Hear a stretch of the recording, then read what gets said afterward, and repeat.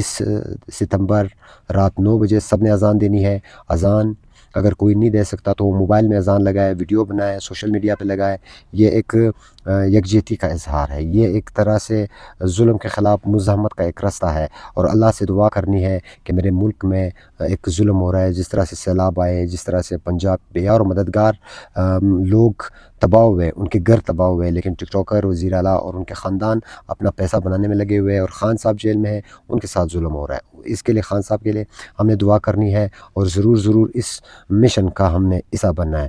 دوسری بات، اگلے دن 21 تاریخ کو سب نے نکلنا ہے اور احتجاج ریکارڈ کروانا ہے، اس کا بھی سوشل میڈیا پہ ویڈیو لگانی ہے، اور اس کے بعد پی ٹی آئی بلوچستان کے لیے، پورے بلوچستان بلکہ پورے پاکستان کے لیے یہ میسیج ہے، یہ درخواست ہے کہ محمود خان اچکزئی کے ساتھ مل کر ہم نے ایک مضبوط جمہوریت کے لیے جدوجہد کرنی ہے۔ شکریہ۔